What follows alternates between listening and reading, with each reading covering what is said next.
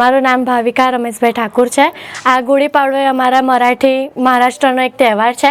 જ્યારે શ્રી રામ અને સીતા માતા અને લક્ષ્મણજી જ્યારે અયોધ્યા પાછા આવ્યા હતા ત્યારે ગુડી પડવાની ઉજવણી કરવામાં આવે છે। આ એક વિજયનો એક પ્રતીક છે અને આ ગુડી પડવાની તમને હાર્દિક શુભેચ્છાઓ।